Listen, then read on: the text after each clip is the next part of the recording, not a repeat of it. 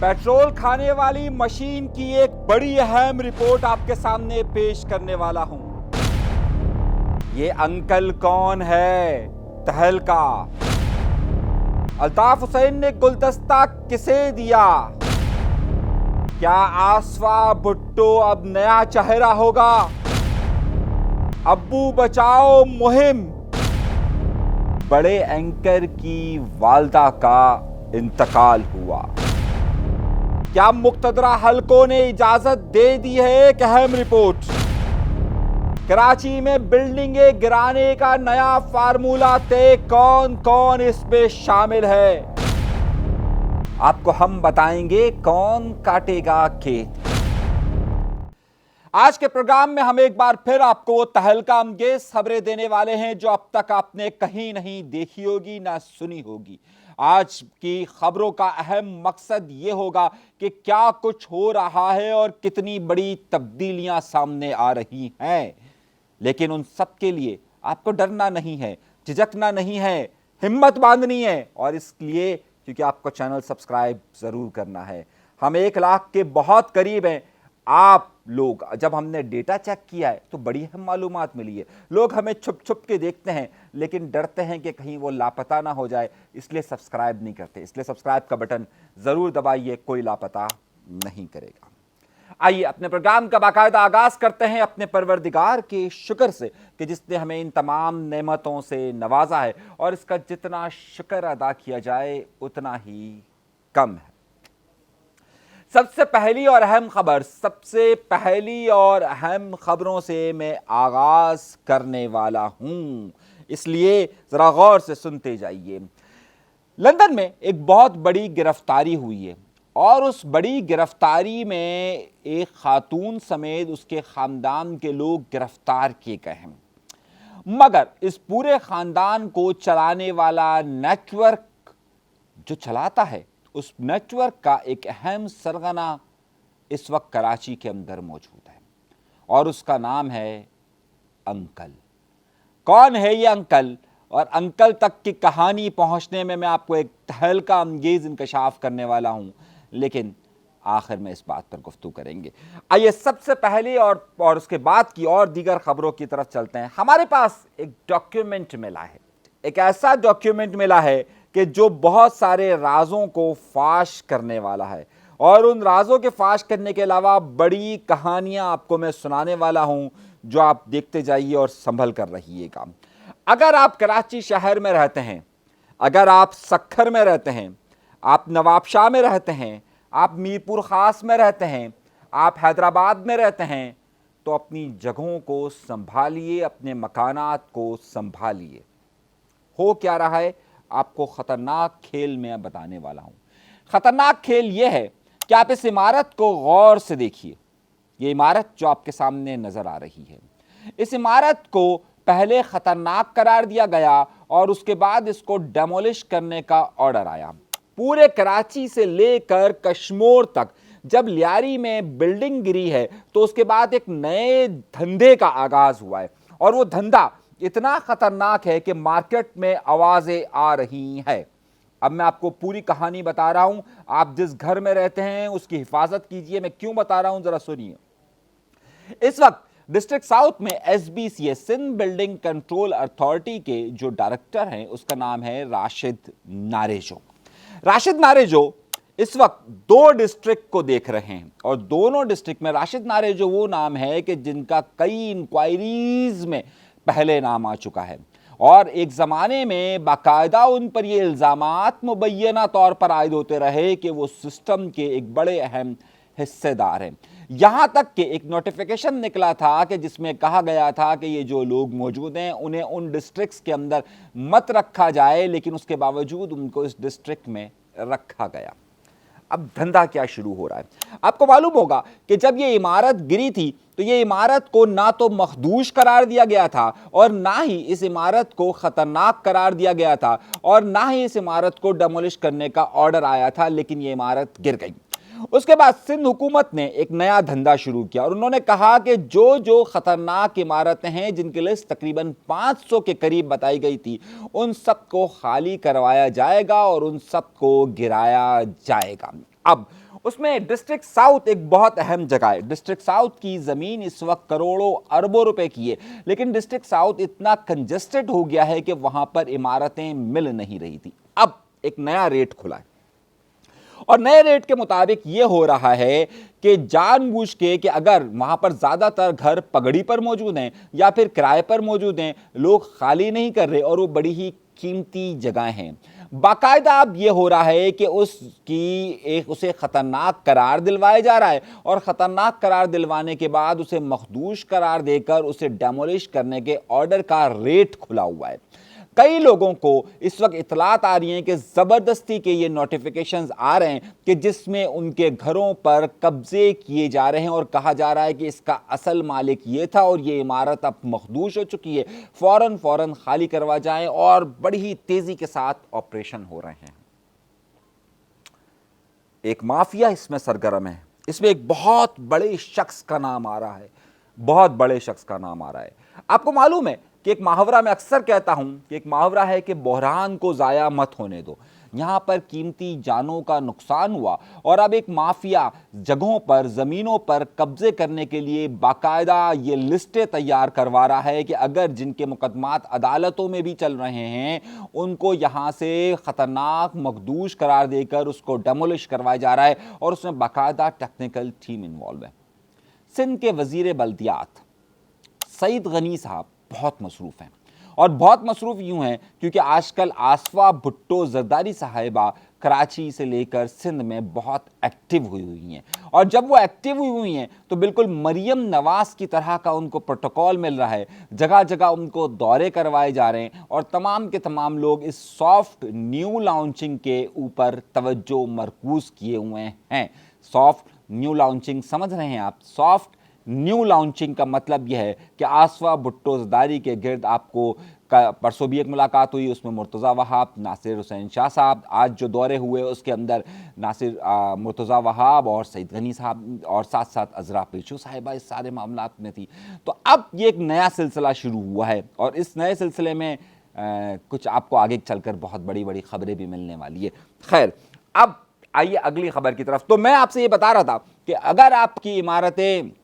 بھئی نگاہ رکھیے, کوئی بھروسہ نہیں آپ جس اپارٹمنٹ کے اندر رہتے ہیں, اور اگر وہ 20 سال 30 سال پرانی ہے, اور وہاں کا مالک اگر یہ سندھ بلڈنگ کنٹرول اتھارٹی کے ساتھ جا کر یہ ساز باز کرتا ہے کہ آپ کی عمارت مخدوش ہو گئی ہے, آپ کو ڈیمولش کیا جا رہا ہے, تو فوراً آپ کو خالی کروایا جائے گا, کرایہ دیا جائے گا, اور اس کے بعد آگے کام چلے گا. اب آگے کام چل کیسے رہا؟ ہو یہ رہا ہے کہ پہلے 400 گز سے لے کے 700 گز تک کی جو عمارتیں, جو جگہیں تھیں, ان پر پہلے گراؤنڈ پلس 4 بنانے کی اجازت تھی, لیکن اب انہیں اجازت مل گئی ہے 8 منزلہ بنانے کی. اور اگر جگہیں 1000 گز سے اوپر ہے تو انہیں جو اتھارٹی مل رہی ہے وہ 20 اور 22 منزلہ عمارتیں بنانے کی اجازت مل رہی ہے, کیونکہ اب تیزی کے ساتھ یہ سسٹم کام کر رہا ہے اور تیزی کے ساتھ جگہوں پر قبضہ ہو رہا ہے. تو اس لیے کس کی جگہ کہاں پر مخدوش عمارتوں میں قبضہ ہو سکتا ہے, اب یہ آپ کو دیکھنا ہے یا آپ کی انتظامیہ کو دیکھنا ہے. اور اسی کے ساتھ میرے پاس ایک خبر ہی آئی. یہ ایک میں کاغذ آپ کو دکھا رہا ہوں, ایک ڈاکیومنٹ آپ کو دکھا رہا ہوں.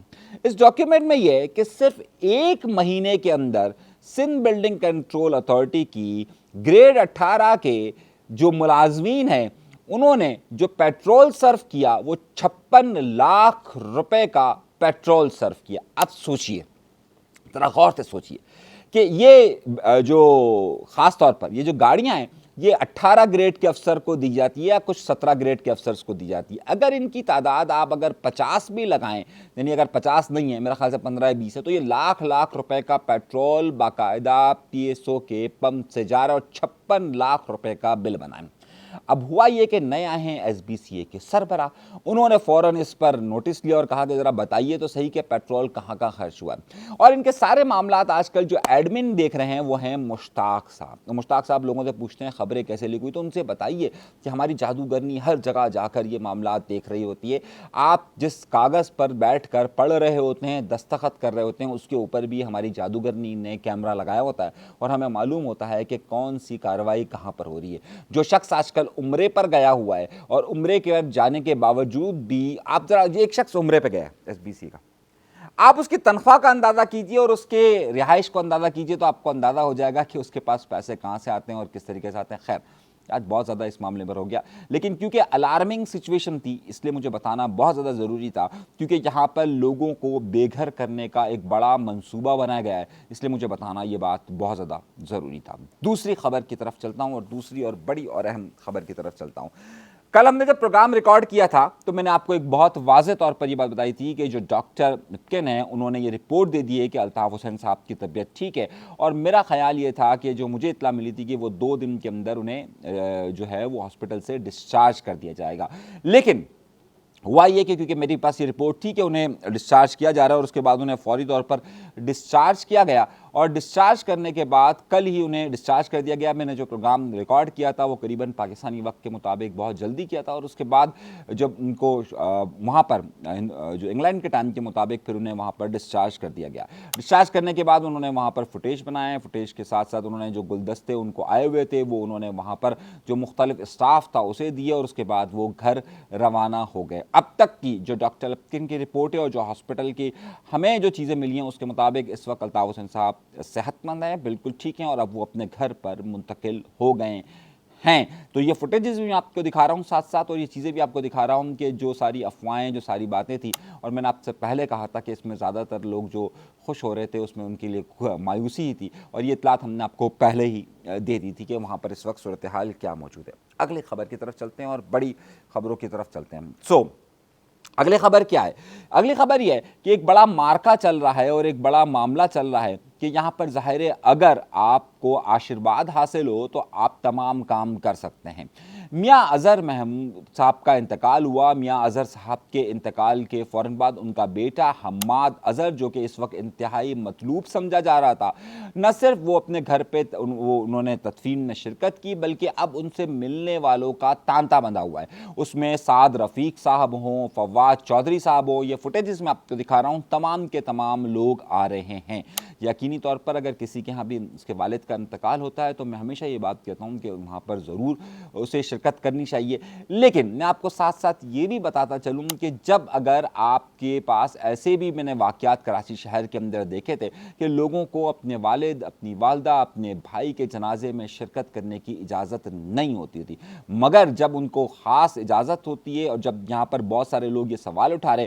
کہ حماد اظہر کو لاہور میں ہوتے ہوئے، لاہور تک آتے ہوئے اور لاہور سے جاتے ہوئے اور ان سے ملاقاتوں کے باوجود بھی اتنی چھوٹ کیوں دی گئی ہے، تحریک انصاف کے اندر اس وقت یہ سوال واضح طور پر پوچھا جا رہا ہے کہ کیا حماد اظہر کے اوپر آشرواد جس پر شک کیا جا رہا تھا، اور اب یہ بات واضح ہو چکی ہے کہ حماد اظہر کیا بہت سارے لوگوں کے ساتھ رابطے میں ہیں، اس وقت تحریک انصاف کے اندر یہ بڑا سوال اٹھایا جا رہا ہے۔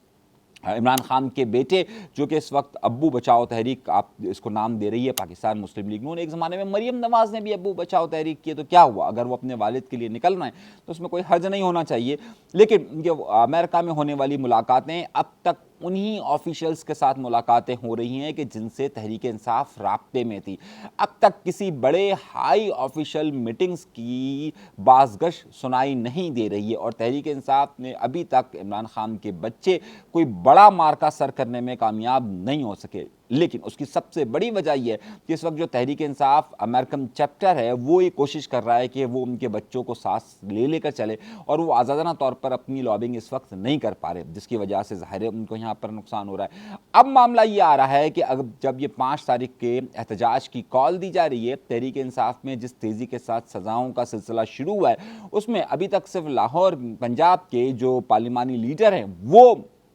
ان کی رکنیت پر سوال اٹھائے، اور انہیں ظاہر سزا ہوئی ہے 10 سال کی۔ ہماری اطلاعات یہ ہیں کہ اب اگلے 15 دن کے اندر تقریباً 22 سے 25 ایسے اراکین اسمبلی ہیں کہ جن پر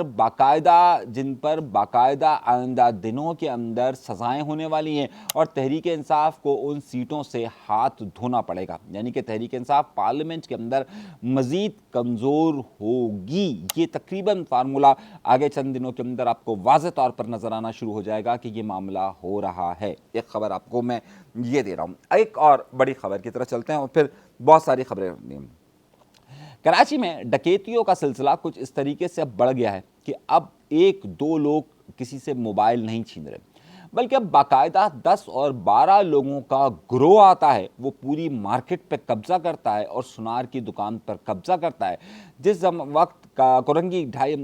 کے اندر یہ واقعہ پیش آیا اور وہاں پر باقاعدہ 10 سے 12 ملزمان آتے ہیں ایک سنار کی دکان کو لوٹتے، اس سنار کو وہاں پر گولی مارتے ہیں، اور اس کے بعد جب اگلے دن اس کا جنازہ ہوتا ہے تو ایک بار پھر اسی مارکیٹ کے اندر اسی طرح کی ڈکیتی ہوتی ہے۔ اب سوچنے کی بات یہ ہے کہ قانون نافذ کرنے والے ادارے، یہاں پر سندھ حکومت کیا کارنامہ انجام دے رہی ہے کہ لوگوں کو کھلی چھوٹ دے دی گئی۔ اگر وہ پکڑتی ہے تو صرف اور صرف نمبر پلیٹ پر پکڑ لئیے، لیکن جو باقاعدہ اسٹریٹ کرمنلز اب اتنے طاقتور ہو چکے ہیں کہ وہ موبائل چھیننے کی بجائے براہ راست اب بڑی بڑی دکانوں کو، بڑی بڑی جگہوں کو ٹارگٹ کر رہے ہیں، لوگوں کو قتل کر رہے ہیں، لیکن ان کو پوچھنے والا، ان کو پکڑنے والا کوئی بھی سامنے نہیں آ رہا ہے۔ ان وارداتوں میں بے تحاشا اضافہ ہوتا جا رہا ہے، اور اس کی ایک بڑی وجہ میں نے آپ کو یہ بتائی کہ اس وقت لگتا یوں ہے کہ سندھ حکومت یا سندھ پولیس کی اس طرف بالکل بھی توجہ نہیں ہے، بلکہ ان کی توجہ صرف اور صرف نمبر پلیٹ پر ہے۔ دوسری طرف ایک بڑے معروف اینکر ہے عمر چیمہ صاحب۔ عمر چیمہ صاحب آپ نے دیکھا ہوگا، کافی مشہور آدمی ہے، ان کی والدہ کا انتقال ہو گیا، انا للہ و انا الیہ راجعون، ظاہر تعزیت کرتے ہیں۔ میں عمر چیمہ صاحب کے غم میں برابر کا شریک ہوں۔ جن دنوں میں ہمیں لاپتہ کیا گیا تھا اور جن دنوں میں ہمارے گھروں پر چھاپے پڑ رہے تھے، اس دنوں میں جن صحافیوں نے ہمارے لیے آواز اٹھائی تھی اس میں بہت سارے نام ہیں، اور اس میں ایک نام عمر چیمہ صاحب بھی ہیں۔ عمر چیمہ صاحب کو خود بھی کیونکہ ایک وقت میں لاپتہ کیا گیا تھا، تو جب ہمارا واقعہ رونما ہوا تھا اور ہمارے گھروں پر چھاپے پڑتے تھے تو عمر چیمہ صاحب نے نہ صرف ٹویٹ کیا تھا بلکہ اس کے لیے آواز بھی اٹھائی تھی۔ ان کی والدہ، اللہ تبارک و تعالیٰ ان کی والدہ کو جنت الفردوس میں اعلیٰ مقام دے، اور ساتھ ساتھ آج جب ان کی نماز جنازہ تھی تو وہاں پر وفاقی وزراء سے لے کر کئی اعلیٰ شخصیات نے شرکت کی ہے۔ دوسری طرف کاشف عباسی صاحب ایک معروف اینکر ہیں، کیونکہ ان کی بھی پابندی ہے ان کے اوپر بھی، تو کاشف عباسی صاحب کی جو پابندی ہے، ان کی خوش دامن کا انتقال ہو گیا تھا، تو جس کے بعد ان کے یہاں پر پوری اپوزیشن پہنچی تھی، حکومت وہاں پر نہیں پہنچی تھی، اپوزیشن وہاں پر پہنچی، اور اس کی بہت عرصے بعد کاشف عباسی صاحب کی فوٹیجز سامنے آئی ہیں کہ جس میں وہ ان کے یہاں پر دعا میں شرکت کی۔ تو دو ہی بڑے واقعات تھے، اور خاص طور پر یہ بتانا آپ کے لیے بہت زیادہ ضروری تھا۔ اگلی خبر کی طرف چلتے ہیں اور بڑے اہم معاملے کی طرف چلتے ہیں۔ اگلی خبر یہ تھی کہ جس کا میں نے پروگرام کے ابتدا میں ذکر کیا کہ یہ انکل کون ہے۔ اب انکل کون ہے، یہ ایک بڑا معاملہ ہے۔ معاملہ یہ ہوا ہے کہ ایک خاتون ہے جسے لندن کے اندر پکڑا گیا، اور لندن کے اندر اس کو پکڑا جو گیا ہے، اس کو پکڑنے پر وہ اپنے 4 بچوں اور اپنی بہو کے ساتھ میکسیکو سے اسمگلنگ کرتی تھی، اور وہ جو اسمگلنگ کرتی تھی اور اس میں تقریباً 185 کلو گرام کوکین انہوں نے اسمگل کیا۔ انہیں نومبر 2024 میں، یعنی آج سے 8 مہینے پہلے انہیں پکڑا گیا تھا، اور اب انہیں باقاعدہ سزا دی گئی ہے۔ جو سزا دی گئی ہے اس خاتون کو، رانا کو، اس کا ایک بڑا اہم چیز ملی ہے، اور وہ بڑی اہم چیز یہ ملی ہے کہ ان کا تعلق اور جو اس کو پورے چیز کو آپریٹ کرتا تھا، یعنی کہ جو انہیں کمانڈ دیتا تھا اور جو میکسیکو سے ساری یہ اسمگلنگ اور سارے معاملات کو دیکھتا تھا، وہ ایک شخص تھا جس کا نام ہے انکل، یعنی ہمارے انکل سمجھ رہے ہیں نا کہ بڑا مشہور نام ہے انکل۔ انکل جو ہے وہ سارے معاملات کو دیکھا کرتا تھا، اور وہ پاکستان کے اندر موجود ہے، اور وہ پاکستان سے ہی ساری انسٹرکشن دیا کرتا تھا، یعنی کہ جو پورا یہ اسمگلنگ کا نیٹ ورک چلا کرتا تھا کہ جہاں پر میکسیکو تک یہ کوکین پہنچتی تھی، پھر میکسیکو سے یہ لندن تک پہنچتی تھی اور پورے یورپ میں پھیلتی تھی۔ اس میں ایک بڑا اہم کریکٹر جس کے متعلق اشارہ کیا جا رہا ہے وہ ہے انکل، اور اب تک جو برمنگھم میں جو پولیس کو تمام ڈیٹیلز ملی ہے اس میں یہ آپریٹر جس کے ساتھ فون پر ان کا رابطہ تھا، اور وہ جو انکل ہے وہ سارا سلسلہ بتاتے تھے کہ کب، کہاں پر، کس وقت یہ پورا سلسلہ آ رہا ہے اور کس طریقے سے چل رہا ہے۔ اب اس انکل کے بارے میں ظاہر برطانوی حکومت نے پاکستان سے رابطہ کیا ہے، اور اس انکل کے نمبروں سے اس کی ٹریسنگ کا سلسلہ پاکستان کے اندر جاری، اور خاص طور پر اس کی کچھ کڑیاں کراچی سے لے کر وزیرستان تک مل رہی ہے۔ ایک بہت بڑا افغانستان سے لے کر کراچی، کراچی سے لے کر میکسیکو، اور میکسیکو سے لے کر برمنگھم تک، اور پوری دنیا کے اندر اس پورے نیٹ ورک کا ایک نیٹ ورک موجود ہے جسے آپ اس وقت دنیا کا سب سے بڑا سسٹم قرار دیا جا رہا ہے۔ ہماری اطلاعات کے مطابق اس انکل کی تلاش جاری ہے، اور آئندہ چند عرصے کے دوران آپ کو اس انکل کے حوالے سے ایک بڑی خبر ملنے والی ہے۔ یہ بھی میں آپ کو اشارتاً بتا رہا ہوں، کیونکہ جو ہماری جادوگرنی ہے انہوں نے بتایا ہے کہ جناب ان کی تلاش یہاں پر جاری ہے اور آئندہ دنوں کے اندر ایک بہت بڑے نیٹ ورک کی گرفتاری کی اطلاعات بھی آپ کے سامنے آنے والی ہے۔ اس وقت پوری دنیا کے اندر اگر پاکستان سے کوئی نیٹ ورک چلا رہا ہے تو اس کا نام ہے انکل، اور اس انکل کی تلاش کا کام تقریباً مکمل ہو چکا ہے۔ آئندہ دنوں کے اندر اب یہ گرفتاری کب ظاہر کی جاتی ہے یا کب یہ معاملات سامنے آتے ہیں، یہ آئندہ چند دنوں کے اندر آپ کو معلوم ہو جائے گا۔ اور اس میں کراچی میں موجود کچھ بڑے نام جسے انکل کہا جا سکتا ہے وہ ان تک بھی ہاتھ پہنچنے کے بہت زیادہ قریب پہنچ چکا ہے۔ یہ ہو گئی ایک اور خبر۔ اگلی خبر ظاہر ایک اور بڑی خبر، کل ہم نے ایک ذکر کیا تھا کہ جناب والا آفاق احمد صاحب کا ایک اعلان سامنے آیا کہ جس میں اجرک کی جگہ پاکستانی پرچم کی بات کی گئی تھی۔ اس کے بعد ہماری اطلاعات ملی ہے کہ کچھ اعلیٰ سطح پر کچھ رابطے ہوئے ہیں اور اس معاملے کو ڈیفیوز کرنے کے لیے یا اس معاملے کو حل کرنے کے لیے ہو سکتا ہے کہ سندھ ریونیو بورڈ یا سندھ حکومت